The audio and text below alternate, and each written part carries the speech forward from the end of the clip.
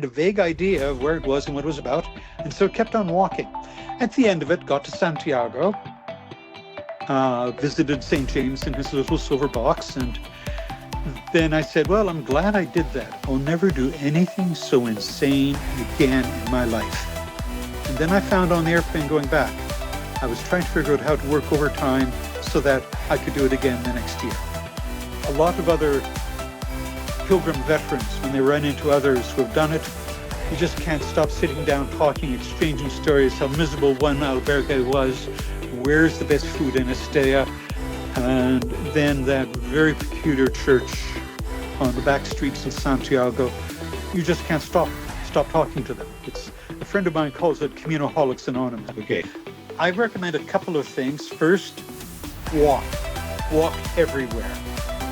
You have no idea what it's like to your body to walk for 6, 7, 8 hours a day until you do it. You cannot imagine it, you cannot prepare for it, but in any other way, to walk. Santiago with a Dutch pilgrim, and he collapsed in front of me without getting into the details. It was a life-threatening situation, and I didn't know what to do. Well, immediately 2 people left their shop. I think for a lot of people, just to see the transition of regions in Spain, walking out of Pamplona through Estella into the Meseta. Spain is really a country made out of many countries. Welcome, pilgrims. This is Efrain Mendoza, your host from the Way to Your Way podcast. And today we have here with us to Austin Cooke. He used to be a president of the Canadian Company of Pilgrims. And today we're going to be talking to him about his experience while he was on that position and also on the Camino, because he also has been part of those pilgrims that have walked the Camino. So welcome to our podcast, Austin. How are you doing today? I'm fine, Efrain. So welcome and thank you for being here. Happy to be here. Okay. So my first question to you, when you were on that position as a president of the Canadian Company of Pilgrims, what made you to be part of that organization? Well, I did my first Camino in 2002 without any real preparation. A lawyer friend of mine in Ottawa had told me about the Camino, and he said he would go off on these hikes for a couple of weeks in Spain and stay in albergues with other European pilgrims, and it was great. And I said, that's nice, Roby. I'm glad that you're having fun. I ignored it until he showed me the pictures. And then I said, I have to do this. Didn't know why, though I did get some very convincing excuses at the time, because telling my boss I was taking off for 6 weeks to go on this peculiar walk in Spain, well, I was persuasive and I got my 6 weeks, but I still really didn't know why I did it. So headed off, walked, had, it was very difficult. I was not prepared at all. I was totally badly equipped. Not as bad as Martin Sheen was in his film, but, close to it. And it was much more difficult than it need have been, partly because aside from Roby, I had never spoken to anyone who had done this. And I had read Robert Sibley's articles, and that's all the reading I had done. I had a vague idea of where it was and what it was about, and so kept on walking. At the end of it, got to Santiago, visited St. James in his little silver box, and then I said, well, I'm glad I did that. I'll never do anything so insane again in my life. And then I found on the airplane going back, I was trying to figure out how to work overtime so that I could do it again the next year. But do it for longer, because a month was barely enough. And then 2 years later, I flew into Toulouse, walked through the south of France, and then into Spain. And 6 weeks is a good time to walk. I found it was the only kind of travel I really liked, which was walking from one pueblo to another, place where I'd never been before, trying to find somewhere to stay, talking to this very odd conglomeration of people who were there. And it was great. Enjoyed it. Kept on doing it. I've done 12 Caminos since. Well, I had insomnia one night. I tottled up the kilometerage, 10,770 kilometers of walking in France and Spain. And it's always been tough, but it's always been really a lot of fun. So to answer your question, I really don't know why I went. I'm still not sure. I keep on going, but there you are. Okay. Yes. And what made you to join that as the president of the Canadian Company of Pilgrims? Well, I had heard there was a Canadian Pilgrim organization, but they had no chapters in Ottawa, and the nearest chapter was Toronto, which is about 5 hours train ride.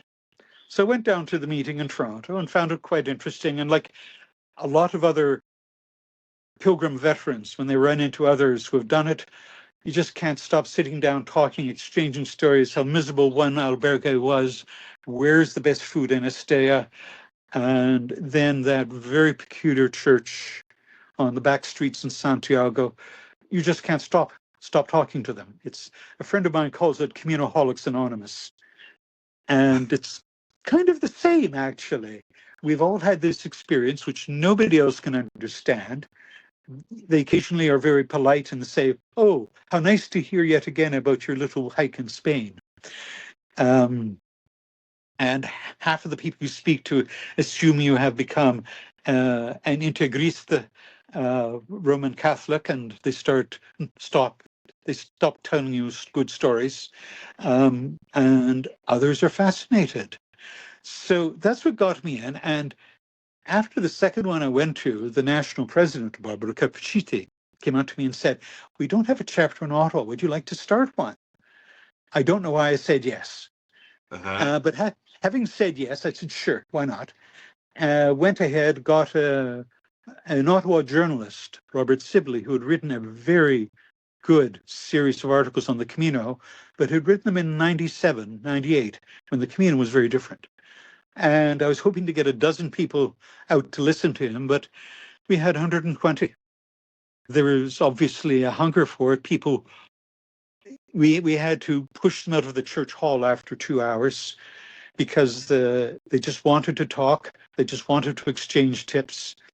And at the same time, I was starting to be approached by people. Can we get some advice? And so we started doing training sessions. And that was the key to it. We just kept on doing more training sessions. Never had under 80 people attend. Some years, 150. I had no idea the Camino was so popular in Ottawa, but it's all through Canada. It's had quite a following, especially in Quebec, where probably about half of Canadian pilgrims are French speaking. Okay. And so I just kept on helping. And then Barbara Cappucciti resigned. Well, she had been at it for a number of years and it was tiring her out. And so no one else seemed interested in the presidency, and I wasn't that much either, but I was blackmailed into it. Okay. And since that moment when you started as a president and the time when you left that presidency, how many pilgrims joined the Canadian Company of Pilgrims? Well, it's difficult to give a quick answer to that because our membership is for the year only. And people normally only signed up when they wanted a credential and were planning to go. So we had, in a year, we had a minimum of 1,200, maximum of 2,200 members. Okay. So cumulative during that period may have been almost 9,000 had signed up. But I'd have to sit back and do an analysis of every file to give you a real answer to that. That would satisfy anybody doing statistics. But that's a rough guess. Okay. And that's good to know. And when was that you left the presidency in 2014 around that? 2016, I think. 2016? No, 2014. Maybe 2014. It was all a blur. Okay. Yeah, I was there for 7 years. Okay. And do you have any idea from 2014 to now, 2025, how many more members could be around? So just a guess. Right now, there's about 3,500, but that's just for this year. Okay. So if you want to look at the Almost 10 years since then, an average of 3,000 a year. Well, you could total it up.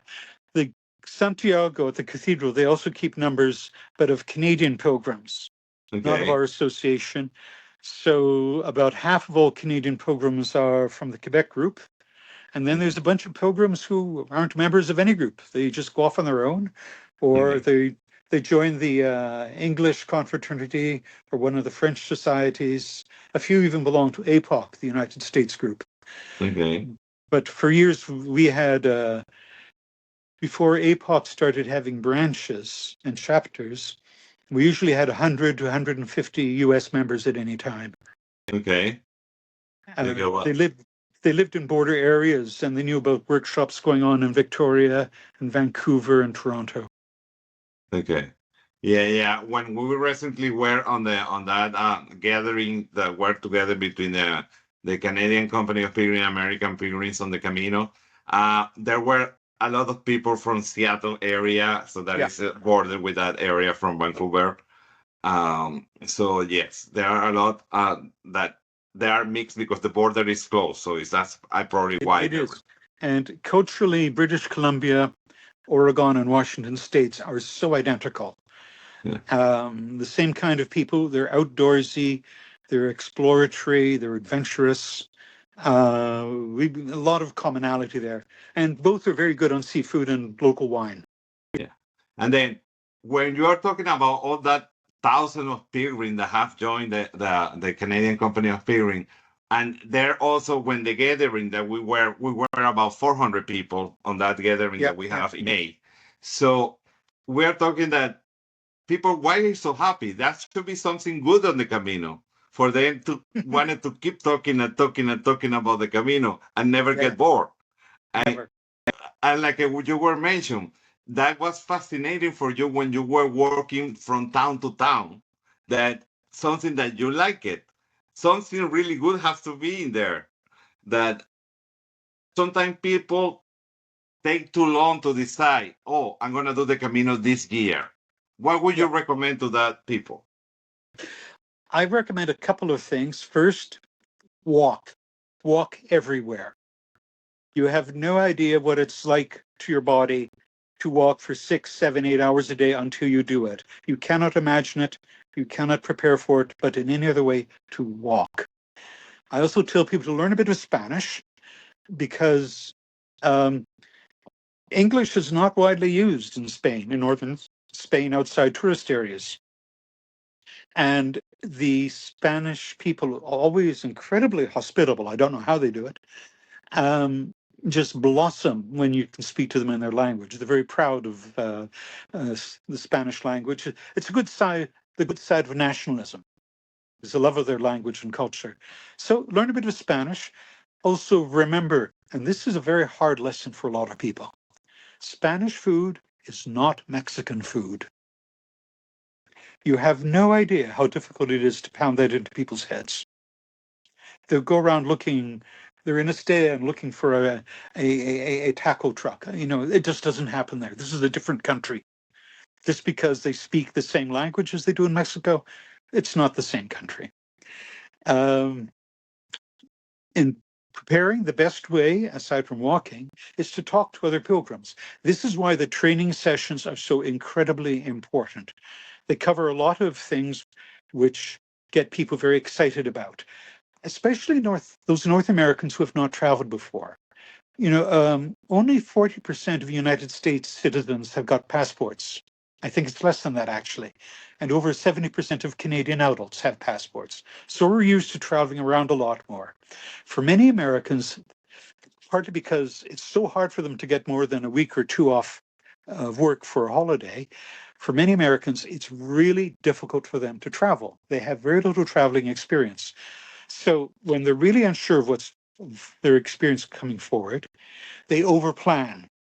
And if you follow any of the various pilgrims or Caminos uh, chat sites or conversation groups, there's a lot of anxiousness and sometimes hysteria over very minor things. Just by the text, people are melting down. You don't need to melt down. Talk to others who have done the Camino, and they'll communicate to you there's a really lovely Spanish word, tranquilo, relax. It's all going to work out. There'll be somewhere to eat. There'll be somewhere to stay. You can get through. If you can't get through, the bartender will get you a taxi. Relax. It's going to be fine. And on my first Camino, I saw the trembling anxiousness, the terror of people not knowing what the correct next step is going to be. So if you go to the pilgrim training meetings, you're going to get the vibe. And you'll also start to learn about some of the unwritten rules nobody talks to about. Spain's it's a very egalitarian country, but it's very formal. So you always greet people when you enter a shop. It's always buenos dias. To buy something without a social exchange is an insult. The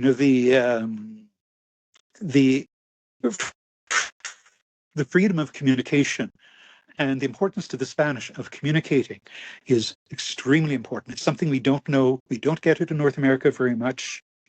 And so learning about that, a donativo does not mean free. Pick up your waste, put it in your pocket till you get to a waste bin. These are things you think you should not have to tell people, but they're the greatest irritants to Spanish.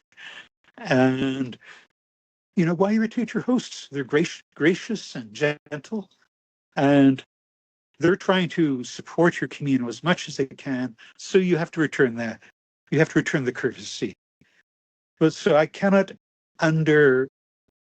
sufficiently underline the importance of the training sessions and the meetings with other pilgrims. That's your best prep. Now, some of the conversation and forums are good. Ivar Rekve's Camino forum is excellent. APOC does its very best to keep its conversations monitored and helpful. But yeah, talk to veterans. That's your best bet. Did I answer your question? Yeah, actually, you did pretty well. And I want to also add to that what you mentioned about the Spanish or the Spaniards are really relaxed. So one of the examples that I can bring when recently was the power outage that happened in May. Yes. I was in the Camino at that time when that happened, and they were so relaxed, like there was nothing happening. The whole country was without power, and for them was like something.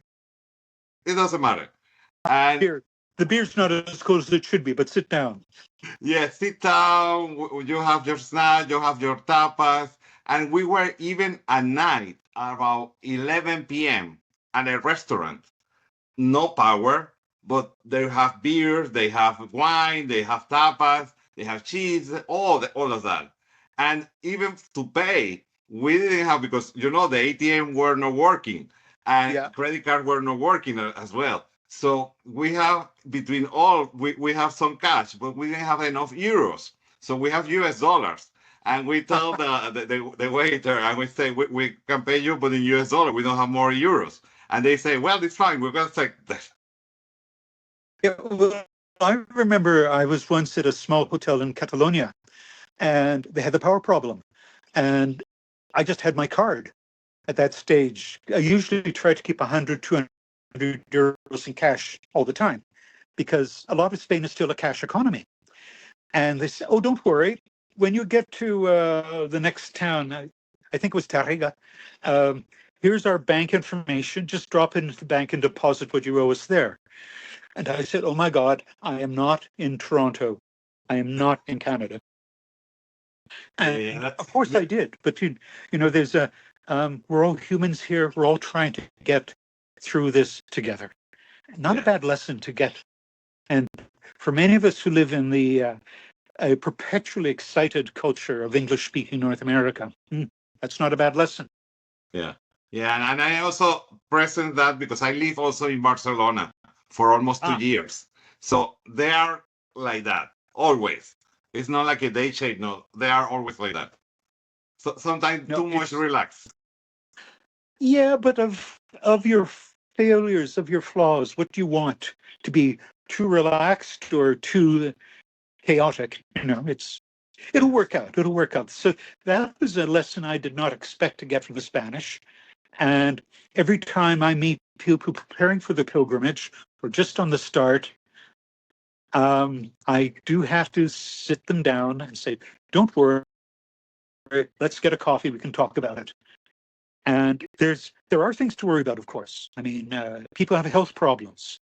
I was in Santiago with a Dutch pilgrim when he collapsed in front of me.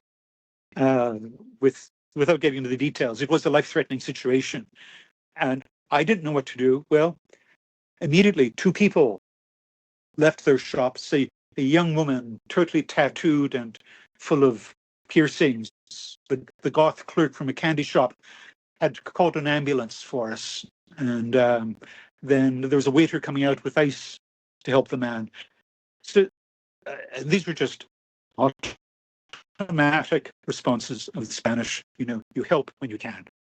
And so it ended up working out quite well.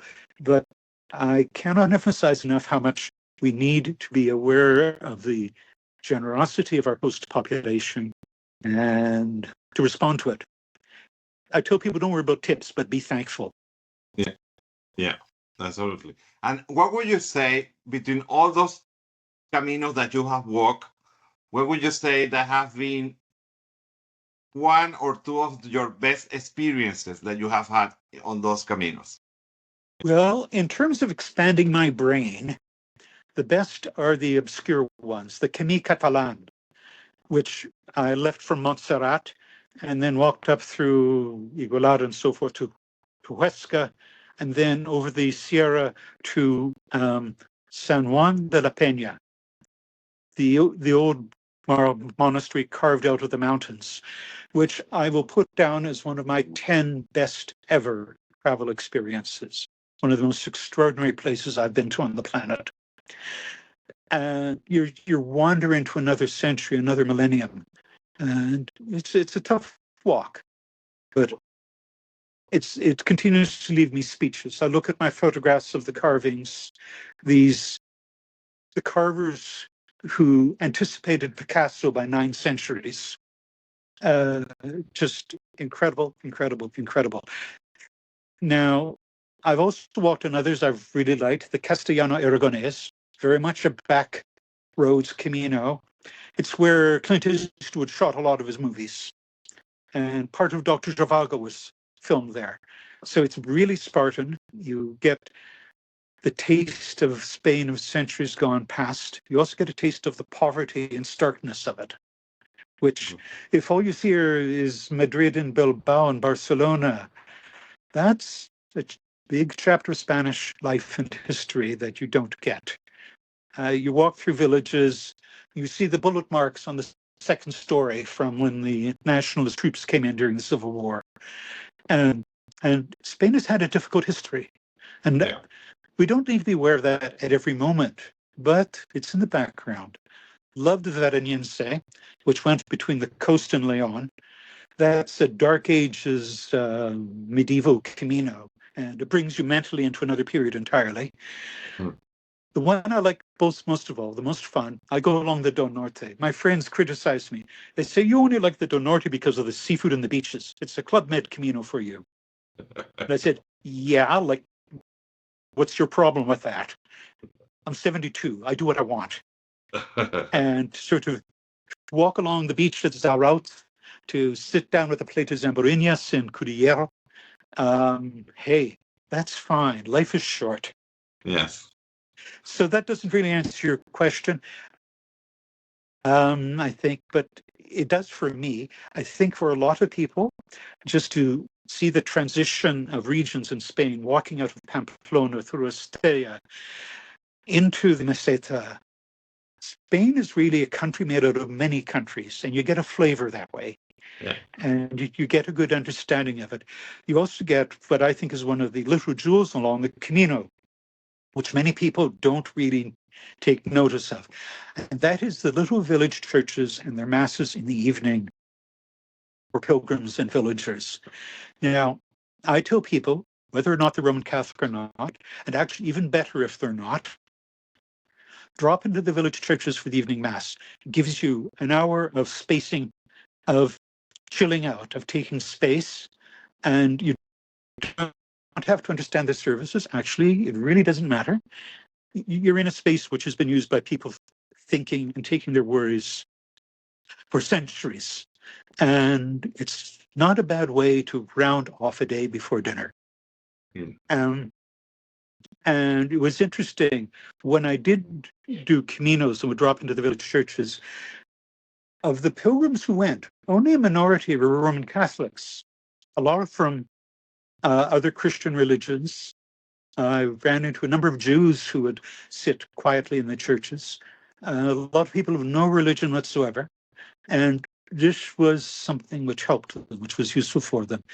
I would not ignore it. I tell people to go in, sit down, enjoy the quiet. And the Spanish villagers love seeing pilgrims there. It is really big for them. Sorry, that's a tangent. I don't know if that is any use. Yeah. That's absolutely correct. So the good thing about being walking is that you are slowly going through all those small towns, so you have more time to appreciate everything that you have around you. All the cats of the Camino. I met millions of wonderful cats. Yes. So that's really nice. And then, so what would you say? What made that popularity? Because the Camino around 2010, it was probably visited for less than 100,000 people a year. Yeah. So we're talking that last year was almost 500,000 pilgrims that went to the Camino. Of course, we all blame Martin Sheen and his movie. And he's, in a sense, yes, but what Martin Sheen's film, which is not without its flaws, and if you pour me a glass of something, I'll walk through them with you, and probably Martin Sheen would agree with many of them, is that it showed people there's other ways to travel than to have a party on a beach. There's other ways of touching other societies. There's other ways of life. And although the characters in it were caricatures, you recognize them. There's there's people fighting with one substance or personal issue or another. There's people working out things. Until the Martin Sheen movie, I would have said about half of all the Canadians I met were doing the Camino as a response to a life-changing moment. They'd hit 50, they had retired, somebody died, they divorced. And they knew that this would be, they were not able to deal with this where they were. And so they had to kickstart themselves into another experience, which would help them, or at least give them a space to breathe. So until then, until Martin Sheen, I think that was it. Now, many people, having heard of the Camino, not really sure why, started out. And I think for many of them, it was that space, that time to breathe. One of the reasons I have always tried to counsel people away from just doing the last 100 kilometers is, unless you have a religious commitment to getting the Compostela and to getting the absolutions in Santiago, do the long walk. It takes weeks for these things to work out. It takes weeks to train you out of your old way into opening your eyes to different ways of doing things. This is really tough on people from the US because they're lucky to get 2 weeks off. And that's why I think so many people are doing the Portuguese Camino, which is shorter. But I just tell them, if you can, by all means, take the month. If your health can do it, and it probably can, walk slowly, take the month. And you'll get much more of the gifts of a Camino than you could have had otherwise. It's incredible in that way. It's a school for appreciating things. It's a school for friendship. The people who make lifelong friends, and they will be lifelong. Walking on the Camino it's incredible. I'm still in pretty constant touch with about half a dozen people from my first Camino over 20 years ago. And every time I return, my address book is bigger. I keep on saying an awful lot. That's because I'm trying to think of where my thoughts should be going on this. Yeah, it was Martin Sheen. It's all his fault. But people are Yeah, fine. They have a hunger for it. They have a hunger for something different. yeah, And they have and a so hunger it's really for nice. So the experiences that everyone lived there are amazing, and it. It's a hunger for a reality which they're not getting in their own lives. yeah, and the other thing is totally less money that you spend in the Camino that you spend in another vacation, Yeah, and you're gonna easily. enjoy more. Well, maybe not for me. I stay in very nice places and I eat well, but that's my indulgence. And I've when I first did a Camino, you could do it for €25 a day. Now it's double that for life in the albergues, and I live more comfortably. So my average is 100 to 150 a day. Yeah, But I ran into so many students, especially from Eastern Europe, who had, they're traveling at these incredibly cheerful groups of friends and see them every night trying to put a few baguettes together with a tin of fish and some fruit. And they're having the time of their lives. You don't need the money. You don't need the yeah, money. For North yeah. Americans, we've got the airplane fare. That's the killer. Yes, that's what is more expensive. But after that, After not that, nothing else is that right. it's entirely up to you. And Spanish food is so good. Now, the Menu de Peregrino that's a privation, but hey, it's enough. You'll be fine. Um, I always tell people go up the ladder to the Menu de Dia. Good home cooked Spanish home cooking is wonderful, and treat yourself every now and then for a very good dinner. The They take pride in their cooking. They take pride in the products of the land. And when you, I remember being in one of these little off-piste pueblos, and the landlord was coming. We have some great wine. You can buy this in Madrid. And I said, yeah, I'm sure you can. What have you got from here? What have you got from, Vino de este país? Because I said, I'll never be here again in my life, and I'd like something to remember it by. And their eyes glowed. They come back up with a picture and said, this is what we give the priest at Easter. Yeah, And the the the pride in what their little stretch of territory can produce in hospitality, uh, well, it's humbling. But I enjoyed every bit of it. As you know, learn a bit of Spanish. I found myself often enough helping the landlord's kids with their English homework. I got paid with a glass of orujo. Well, actually, would just leave the orujo on the table, and I would take what glasses I need. Uh, and it's these great little experiences, these human exchanges. I remember walking with an ancient German pilgrim who had walked from Hamburg. He was 82, and he was telling about his life. He had been taken a prisoner during the last war, and he was telling me, yes, he had to.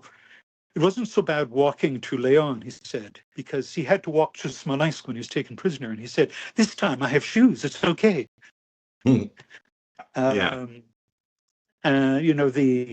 another German girl who had just discovered her father was alive. She had been misled all her life. She was about 16. And so she called him up and said, look, I think we need to go for a walk, you and I, to know each other. And so they were walking along out of Estella, sort of not sure what to make of the other person, but having a great time. They ran into an American, an alcoholic who could not go into cafes or bars to eat because he just couldn't. And how the bartender walked us to the local AA meeting for him. You get, and it's, my friends say you should write up these stories. I said, nobody would believe them. yeah. Well, really nice. Well, Austin, thank you very much for your time today and all this information that you have provided to us. Has been amazing, and I'm pretty sure that all this information will contribute to help people to decide when to go the Camino and what advice to take and all that for them to be an enjoyable time while walking one of those Caminos in Spain. I'm going to make one last pitch find out if there's a local chapter of the Canadian Company of Pilgrims or the Association Québécoise. They've got lots of chapters. Tom Friesen and Mary Virtue and Martha Kreitz helped establish all the chapters in the United States. There's now about 60 of them. Go to the chapter meetings. Go on their weekly walks. It's gold. Don't worry about what's on YouTube, even if they're for these wonderful interviews. Yeah. Don't worry about anything else. Just talk to people who've done it. That's your best bet. Yes, and actually, we have on this podcast some of those people that we have interviewed. We have Tom, we have Mary Virtue. They are not live yet, but at the time that this go live, those are gonna be already transmitted. And we are gonna be also having. We're trying to schedule also an interview with part of the Maryland orchestra.